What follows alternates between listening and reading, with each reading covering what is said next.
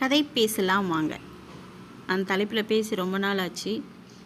So இன்றைக்கி உங்கள் எல்லார்கிட்டேயும் பேசிட்டு போகலாம் அப்படி சொல்லிட்டு வந்தேன். ரொம்ப நாள் ஆயிடுச்சு இல்லைங்க பேசி. என்ன பேசுறதுன்னு எனக்கும் தெரியவே மாட்டேங்கா. அதனால் நானும் பேச வரல. நான் ஓட்டு போட்டுட்டேன். என்னைக்கு போட்டேன்?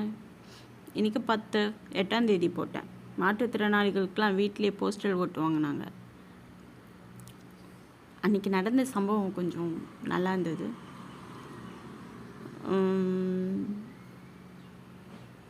அதுக்கப்புறம் கொல்லையில் கொஞ்சம் பிரச்சனைகள். என்ன பிரச்சனை அப்படின்னா, ஷெல்டர் இன்னும் முடிக்கல நாய்களுக்காக. அதுக்கப்புறம் ஃபென்சிங் போடணும். கோவிந்தப்பா வேற அவங்க கோழியை குட்டிக்குழுவான் பிடிச்சிட்டான்னு சொல்கிறாரு.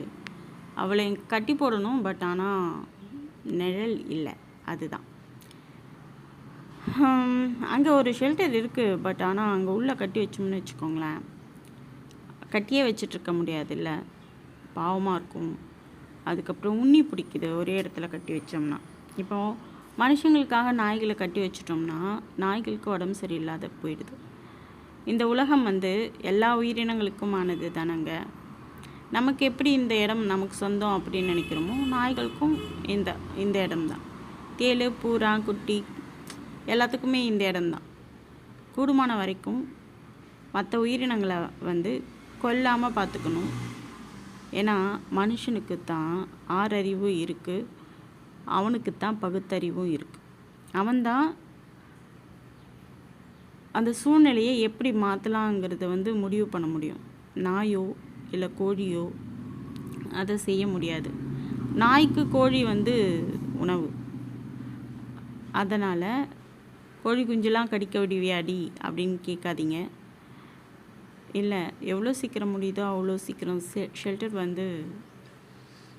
ஃபினிஷ் பண்ணணும். உதவிகள் வரும் அப்படின்னு எதிர்பார்க்குறேன். அதான், யாரையும் கஷ்டப்படுத்துகிற நோக்கம் எனக்கு இல்லை. நாய்கள் இந்த சமுதாயத்தில் ஒரு பிரச்சனை. இந்த சமுதாயத்துக்கு மட்டும் இல்லை, உலகத்தில் இருக்கிற எல்லா சமுதாயத்துக்கும் அது ஒரு பிரச்சனையாக இருக்குது. அது இல்லாமல் நாய்கள் மேலே எனக்கு நிறைய இரக்கம் வர்றதுக்கு காரணம் என்னென்னா, நான் 2017 வேலையெல்லாம் விட்டுட்டு அப்படி இருக்கும்போது செங்கம்லேருந்து சொற்பனந்தலுக்கு நிறைய ட்ராவல் பண்ண ஆரம்பித்தேன். செங்கம் போகணும், திரும்ப சொற்பனந்தல் வரணும். அப்போ நாய்க்குட்டிகள்லாம் ஆக்சிடெண்ட்டில் இறந்து போகிறத பார்த்தேன். ஒரு குழந்தை இறந்து போச்சுன்னா நம்ம துடிப்போம். ஆனால் ஒரு நாய் குழந்தையோ இல்லை ஒரு கோழியோட குழந்தையோ இறந்து போனால் அதை பற்றி நம்ம கவலைப்பட மாட்டோம். ஏன்னா கோழி நமக்கு உணவு. அதை பற்றி நம்ம ஏன் கவலைப்பட போகிறோம்? அதை கொண்டா தானே நம்ம திங்க முடியும். அதே மாதிரி நாய் நமக்கு உணவில்லை. ஒரு காலத்தில் நாய் நமக்கு நண்பனாக இருந்தாலும் கூட இப்போ நாயெலாம் உதாசீனப்படுத்திட்டோம். நாமளும் வாழணும், மற்ற உயிரினங்களும் வாழணும் அப்படிங்கிற அந்த பொதுப்படையான எண்ணமோ நோக்கமோ இப்போ நம்மக்கிட்ட இல்லை. ஏன்னா குடும்பத்தில் இருக்கிற தனிநபர் என்னுடைய வாழ்க்கை, என்னுடைய லட்சியம், என்னுடைய குறிக்கோள் அப்படின்னு போகும்பொழுது மற்ற உயிரினங்களை நம்ம எப்படி அவங்களும் வாழணும் அப்படின்ட்டு யோசிப்போம். இப்படிலாம் இல்லைல்ல. நம்ம ரொம்ப பொறுப்புகளை ஏற்க தவறிடுறோம். அதனால் அதை பற்றிலாம் யோசிக்க மாட்டோம். இருந்தாலும் கோவிந்தப்பாக்கு சாரி. கோழி கொன்னணுன்னு நான் நினைக்கல. பட் ஆனால் என்ன பண்ணுறதுன்னு தெரியல. என்கிட்ட பணம் இல்லை இப்போதைக்கு பணம் இல்லை. கூடிய விரைவில் ஏதாச்சும் பண்ணணும். அதுக்கு உங்கள் உதவியும் தேவை.